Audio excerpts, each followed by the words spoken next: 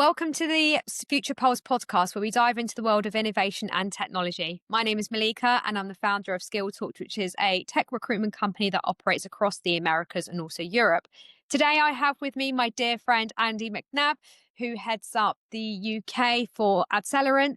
Great pleasure to have you here. Thanks, Melica. Lovely to be here. Likewise. Well, I wanted to kind of talk with you a bit more about your background. I know you've been in ad tech for a while, but I'd also be keen to sort of get your insights around AI. So maybe if we can start off with telling our audience a bit more about you and what you're about. Okay, so I've been in media. Some people will say far too long. Should we put out to public? I guess from a technology perspective, I was at Microsoft in 2000, and then so I developed some business there. I've worked at AOL. I launched, funny enough, talking about AI, the first kind of real AI-driven technology in 2011. So we're talking 14 years ago with rocket fuel, and built that out. Yes. Across Europe. Was told it was all witchcraft and gobbledygook, and now people are saying, "Oh, isn't it great?" So that's quite an interesting change in the landscape. And then after that, I worked in e-commerce for a while, and then I say literally 3 months ago, been delighted to be spearheading the growth of AdCellerant, and it's been really well received. So it's all good. Yeah, how's that been going? That's a huge role as well. And it's a US-based company, isn't it? Yeah, so they're based out of Denver. They've been going for 13 years, built a really nice base of business customers. What's nice about Melica, and what I'm trying to sort of volumize here, is that they're all about culture, tech, and people, but people bit comes first. Yeah, Yeah, and I know you met some of them at that launch they're event. lovely. Yeah, really cool people. Yeah, it's going really well. I've had some agencies say it sounds too good to be true. I've had some agencies go, shit, we need to completely restructure our business. But that's good, right? Because I think in some businesses, they need it. And Yeah, this is helping them light that path a bit is fabulous. So, yeah, it's all going really well. pleased to hear it. Well, let's start with the big picture then. Yeah. Everyone's talking about AI. I think a few years ago, it was just about ad tech and about the demand side and all that sort of thing. But really, it's about artificial intelligence. I'm really curious to know, like, how do you feel AI is reshaping the agency landscape right now? Yeah, I think it's causing a lot of confusion for some. So, probably fear and panic. When you read, I mean, most of the people on this podcast will know the likes of Rob Webster, who talks quite eloquently about it. And I guess for some agencies or some people, they've got to, and we did a session on it in our event, do you embrace it or run for the hills? And I obviously say embrace it. I think ultimately you're still going to need people no matter what. But I think anything that can help people do things smarter, better, faster is no bad thing. But I can see why it can scare some people. And I use an analogy, right? Sounds a bit naff for younger ears like yourselves, but late 70s, early 80s in the music industry, this thing called a synthesizer came along, and everyone's going, that's not real music. We're going to ban it. It's just a fad. And they started, some of the critics started literally ignoring and ostracizing people like, Gary Newman, Tears for Fears, Depeche Mode, who are still now going strong, making amazing music. So it wasn't a problem in terms of what it can do. It just created or enabled artists to be more creative, right? And I think that same thinking with AI, right? There's always some people to quote from Wayne's World, fear change, right? And you shouldn't. Embrace it, see it for what it is. The things, you don't have to use it, but I think in order to kind of keep up with business growth and the way the market and our industry is just going at such a pace, you kind of need to just embrace it and use it to your best advantage, and don't be scared of it. I think that's basically how it should be. And so I use that analogy back because although it's not AI, it was a technology thing that changed the shape of music, and it's still, every studio has them now, and it's just been accepted. And I think we've got to do the same with AI. Yeah, I mean, the thing is, a lot of people in ad tech, some of them are saying that AI could replace creative work. So what's the sort of the reality, do you think, with agencies that actually know how to use it well? I think in terms of, I would say assist, not replace. I think they can get, if AI can create some great pictures and visuals, you still need the human emotive input to go, yeah, that resonates to me, or it doesn't. Because, for all its incredible ability, AI has no emotion. Yeah, it doesn't. 90% or plus, I saw some analogy, I can't remember the exact percentages, X percent, like 90% of what we do in is all based on emotion, right? And you can't replace that. That's why I feel that way about, like, with music. They're talking about AI replacing artists. I mean, No. Can you imagine? It'd be like robots in music. I heard that Beatles song, it was shit. But, if it can help assist, create, and then still have the human side, it's a bit like AdCellerant, right? We've got AI on our platform, so you can do AI summary reports. Brilliant, right? Because, my daughter works at an agency. She'll spend hours creating a report. Well, now there's this platform that can literally do it in 20 seconds. So all of a sudden, she's got 2 hours back to talk to her clients and be more constructive. That, I think, is brilliant, right? She's not out of a job. We're saving her a ton of time. That could apply to anyone. So in certain, it's a massive enabler to give people time back, do it far more accurately because it's all based on AI, because it's very logical. But yeah, you're right. From a creative standpoint, I don't think, yes, it can assist and help, but I honestly would argue it can't replace because it doesn't have emotion. And how do you think the landscape has changed? So obviously now your daughter works in the agency world, and if you kind of compare how she works versus how you worked 10 years ago in the agency, how does that compare now? God, that's really interesting because I've never worked agency side, even though I've got lots of friends in agencies. Yeah. I do think is what I do find interesting, Melica, which is why I'm really very vocal about what I'm bringing to the market with AdCellerant is the amount of meetings I go to, and I go, really glad to see you, Andy, but I've only got half an hour. And I'm like, that never used to be like that. So I find it's really weird, actually. It's almost like a complete 180 because there's all these tools and technology like what I represent to save people time, and not just me, tons of other businesses as well. To save time, yet agencies seem busier than ever and have less time than ever. And I find that odd because when I used to go and see agencies 5-10 years ago, you'd go for lunch, have a conversation. They never seemed rushed.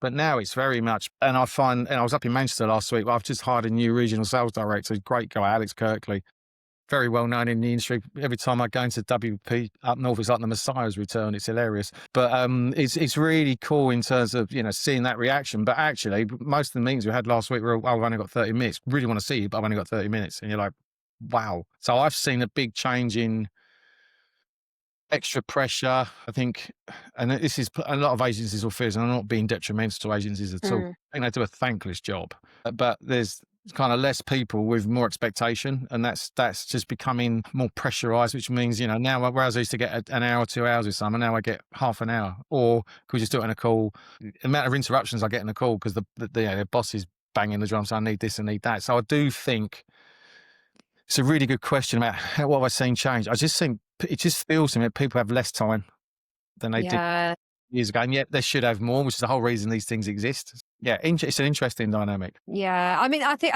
it's attention span, right? And also, all of us are on our phones now, so we're spending a lot of time scrolling. So there's that as well, I think. Well, you know what? That's a really good shout, and I am going to sound such an old man, but I sat on the train the other day and I looked around and everyone was on their phones. Everyone had their headphones on. No one was talking to each other. And I thought, much as I think technology is amazing, obviously, I sometimes wonder if sometimes it's nice to step back, right, and just go. And people aren't doing that. Well, a lot of people aren't doing it. Maybe still farts like me that are, but I just think it's a shame that there's the imbalance. And you're right. I mean, I see my girls all the time on the phone, early 20s, but when we're out for dinner, I say, nah, you turn them off for having dinner. I have a real thing about it because I see all these other families sitting there, as you say, it's like they're not communicating. So, yeah, I think you're right. There is more people engaged in tech and to the detriment of human conversation like we're having now. Yeah. So going back to sort of adtech, yes. How do you think AI is changing it when it comes to things like targeting, creativity, and also measurement around that? I think all of those from an AI perspective are done faster. Say did they replace the thinking behind it? No, but once it's learned what's needed, obviously it should create a ton more efficiency. It should create the ability for agency from a landscape perspective to do more with the same amount of people without taking extra time. And yet at the moment, as I said, I find it's the opposite, but I think that's because a lot of these businesses are transitioning that way. It'll take a couple of years before they go, oh, I like that company. That company, we're going to do it with those guys. Or spend a lot of money building it in-house, which again, I find odd for agencies when there's platforms out there that can already do it. But that's up to them at the end of the day. But I think the landscape, from an AI perspective, it should hopefully, I think, as I say, we're in this transition, so things should get better, easier. And people in the agencies are adjusting to the AI as well as the AI adjusting to what's needed to perform. So I think it's kind of in its first year of immersion of tech and people. It's really becoming a thing now, whereas before there was a few businesses doing it, like Rocket Fuel back in the day, but it wasn't generic. Now it's become more generic, so it's in everyday lives with assistant chatbots that are AI generated, or even configuring a car is done through AI now. So more and more of our daily lives. And I just think not just agencies, but businesses are just trying to find the right solution, adjust and get the right harmony, I guess, is the thing that they're looking at. So it's all a bit at the moment. I say the landscape's very much a kind of do not adjust your set, and we're just tuning it all in to make sure we get what we want. And there's going to be some trial and error in that. There'll be some potentially not too costly mistakes, because that's how we all learn, right? But I think that the agencies are finding their feet, but it's going to take a bit more time than most people would probably like. And I'd say it's probably the same for most agency owners. They see a solution, they get it. It's a bit like a lot of products, you get the latest thing and then 3 months later it's out of date. You kind of go, well, how do you do that without just spending money and reinvesting? So, but I think that's what's happening right now, because it has become such a big thing. I mean, every conference, AI is like, yeah, and a lot of people don't even know what it means. I don't even know what it means fully. I think a lot of us are interpreting it in many different ways. Going back to the whole in-house bit you mentioned, so what do you think the holding companies are facing when it comes to the barriers of entry with this new piece of technology? So in terms of agencies in-housing AI or their clients are in-housing AI, how do you... I mean, both really. Obviously, there is some challenges. I mean, what do you think the biggest barriers of entry they have right now when it comes to acquiring new customers? Because again, it's changed, right? In terms of before, it was all about managed service, and it keeps evolving and keeps changing. So there must be some sort of barrier to entry for them when they're trying to compete with in-house products as well. That's a really good question. I'm going to try not to get too deep and philosophical about it, but I really do believe that, because if you look at all the agencies, some of them have access to great software, and I'm talking about the big five. It used to be six, as you know, but the IPGs, Omnicom. So because of their spend and their power, they have access to a more extensive range of technology than some of the sort of mid to average sized independents. So I think the good thing, that's one of the reasons I took this job, so it levels that playing field quite a bit, so everyone can, have a chance. But so the barriers for getting to more brand business is using the AI, and again, a bit like the musicians I talked about, synthesizers, using it in a bit more of a way that helps them have a better vision and understanding of the clients that they're selling to. That should really help, so they can talk from a much more deeper understanding of the client's business. And I'm going to probably get a lot of firestorm on this, but I also think, if agencies don't agree with me, I'll stand in a chat with them all day. But I think there's been a forgetfulness about selling the value of what they bring. I hear it time and time again. Oh, so-and-so won it on price. So-and-so won it on price, or so-and-so did it for free. Where's the value sell gone? I really... And I mean this, I know some agencies do that way better than others, but I hear it because I talk to agencies all the time, and I'm obviously not going to name any of them, but I think there needs to be, I don't know, is there a stand where the whole agency industry says, right, none of us can sell below this rate or percentage, and then the people that bring the best story, that have the best connection with the client, win? Because I think the thing that frustrates me about the agency world more than anything, and I know it frustrates the agencies, it costs a fortune to win the business, but then the real job starts when just to keep them. And honestly, I think there's a 3 or 4 year cycle where agencies spend all that money and time, win them, do some stuff with them, and then they lose it. And it goes on, it goes on, it goes on. I'm like, how do you break that? And I genuinely believe, and I'd love to be proven wrong, but if you bring yourself in as a business partner, not just a media agency, I think the dialogue needs to change. Hence my point earlier, where a couple of agencies said we need to change the way we run our business and promote it. It's not just about the media. So if you think with media, you've got e-commerce. With e-commerce, you've got lots of other disciplines that come in that you could go, I can bring all this to a client now. So I'm not just doing their media, I'm doing their on-site optimization, or I'm doing their email as well under the same, there's tech that can do it all under the same umbrella. So even though I'm not a specialist, I can run it and build these guys, and the client says, wow, I don't need to go anywhere else. Because I still struggle with clients that have 3 or 4 agencies working on the same brand for me, because I will say this in front of anyone, I hate silos with a passion. I think they're the death of a business, but most companies have tons of them, and you're like, no wonder you're struggling. So I really think that for agencies, I think sell the value, because the best thing you've got is your people. Forget the price. If they think you're too expensive, why do you want to work with them anyway? Because from day one, they're going to be a pain in the bum, right? So they believe in you and your products and your value prop, then they're the clients you want to work with, because there's a better understanding of what you represent to them. And then you sell yourself as a business solution, not just another media buying agency, because there's thousands of those. And I just think there's been a bit of a lost art in selling your business, selling your people, your culture to agency or to brands to add more value. I really strongly have always sold on value, not price, personally.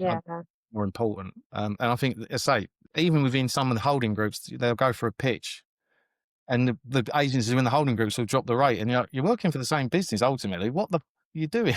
You're just killing yourself. So I think that's the way for me. Sell the value, use the AI to help understand the story better. Certainly use the AI in platforms that can help, create more efficiency and run stuff better. But ultimately, what the client's going to buy off the agency is the team that presents their pitch and proposal, right? Not a machine.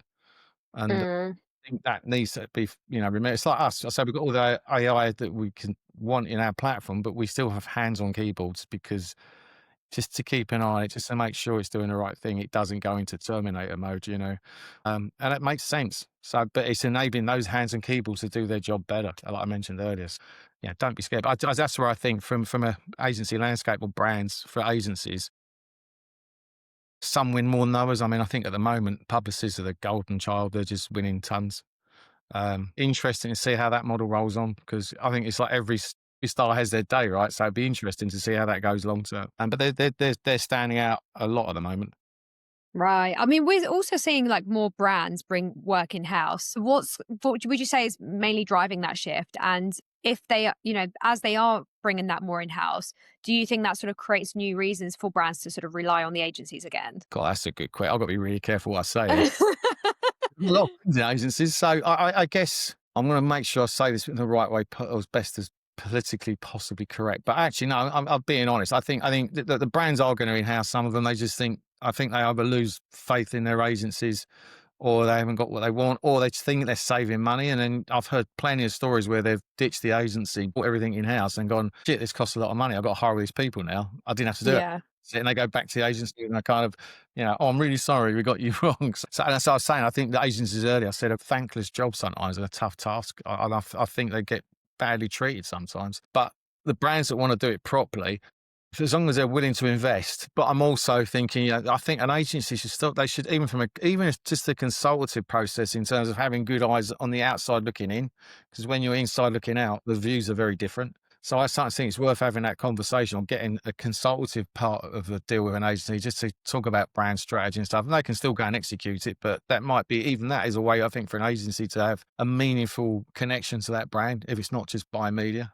Because they bring a lot of value, agencies, but there is tech out there. I mean, I'm having a couple of conversations with agencies where their brands are thinking of in-housing. I'm like, well, this platform does everything. Take it to them, and say it to them, and still have a connection with them.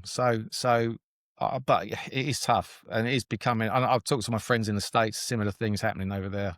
More brands are in-housing. I guess they just want it within their own four walls. But as long as you know what you let yourself in for, and you've got the company's big enough to financially adjust to that, then I kind of get it. But I think agencies do bring a lot of value, a lot of insight, because you're bringing in people that have been doing this for years and just specifically know about media, right? So I still think agencies have got a role to play in this industry, obviously. But I said earlier, I just think they've got to either regroup and say, we're not dropping below that. So brands have to pay a certain amount, and then the agencies win it based on the people, the pitch and their, I think the culture. If the culture comes across to brands, you're going to win more than you lose, I think, providing the culture's.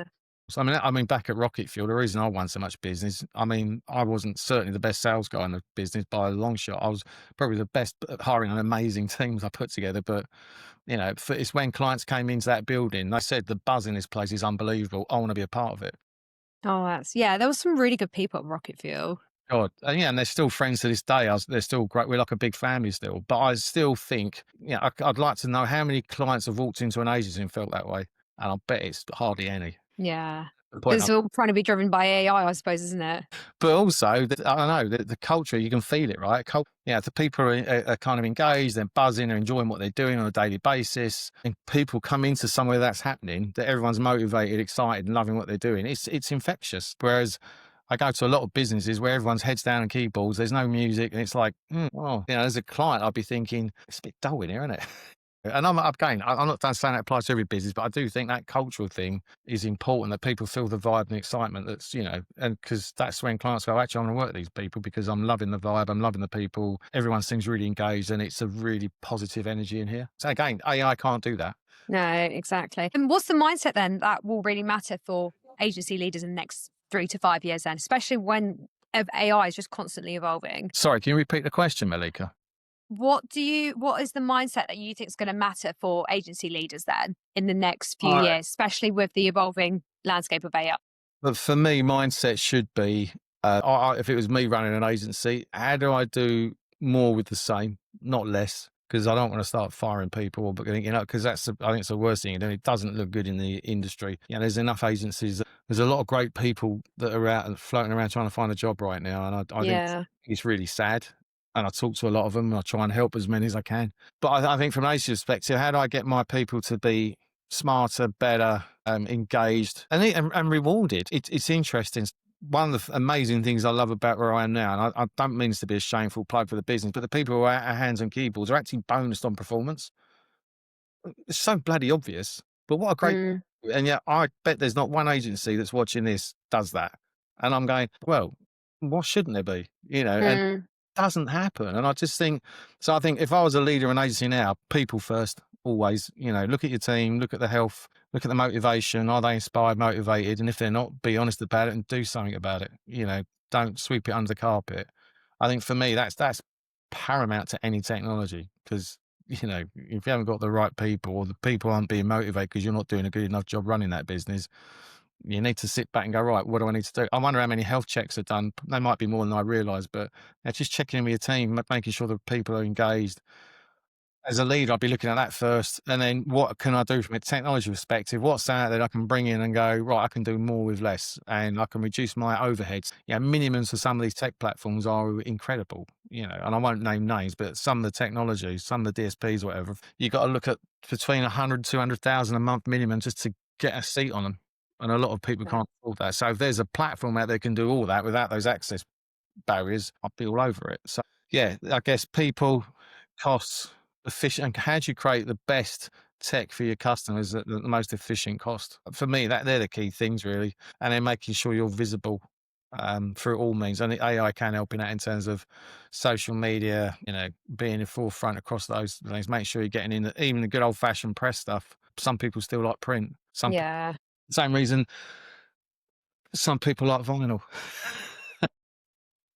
I don't do downloads. I'm all about but just being mindful of it and not being and being proud of what you are and who you are. I think that's really key, because that's what will get brands looking at you, going, "Oh, no one's really talked in that way about their business." That's really really cool because a lot of what's the word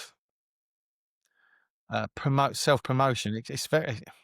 I suppose there's a bit of it, but I just think internally it needs to be as strong as it is externally. That's the thing, I guess. Yeah. That. So the people that go in every day are proud to be part of that business, not, I'm going to go and slam a load of keyboards all day or hit a keyboard and go home.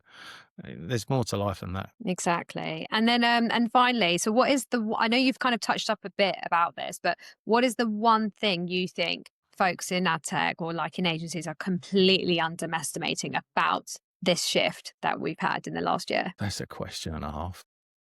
I think they're under. Well, I can't apply it to everyone because a lot of people I know are way ahead of it than I am in terms of their smarts and tech smarts. But in the general public, I think they're underestimating how powerful AI is and what it can do. Mm, But as I said, I think it needs to be embraced, not feared. yeah. Because so many people talk about, oh, it's going to take over our jobs. You still need a human touch. I say this to everyone. And, the musicians are saying it as well. It won't because music is, it's here. And I mean, I went to a gig at the Albert Hall a couple of weeks ago, Icelandic band called Siggy Ros with an orchestra, right? I won't lie, and I'm not afraid to admit it on a screen. In the first two songs, I was blubbing like a baby because the emotion of that orchestra and this guy's voice just cut through me. No AI on earth can do that, No. And I just, the atmosphere, the Albert Hall and the sound. My wife looked at me, she went, you big baby. But then she went, that whole row behind me's crying as well. She said, I went, see, because the music is, human emotion. As I said, I think it's more powerful than any AI. It's everything we do, everything we look at, buy, excites us, what drives us. For me, I'm probably 99% emotion, 1% logic. For most people, it's about 20% logic and 80% emotion, right? Because Exactly. so I think, but don't underestimate the power of AI. I think that's the key thing that leaders need to look at. But embrace it. Don't run away from it. Embrace it and see how. Because you don't have to use it, right? You can say, right, this bit's great for my business, that bit's not. Well, don't use that bit then. Use this bit. Mm. I just think that's the way to look at it. Be Yeah, analytical. you don't need to use it if you're right. No, you can use what's right for the business. It's a bit like my pitches to agencies go, we do a lot of what you do, Andy. I'm like, yeah, I know, but what about that bit? Oh, yeah. Or some agents, holy shit, I need you for everything because we haven't got the people. And that should be the same way to AI. It's like, there's bits of it that can help me here, but I don't need it for that because I've already got this. Yeah, just be sensible about it, but don't run away from it because it's not going away. No, exactly. I'll crack on with it. Anyway, thanks for jumping on the podcast with me. And Thanks, Melica. I hope it was useful, if not a bit yeah. entertaining. Great to chat to you.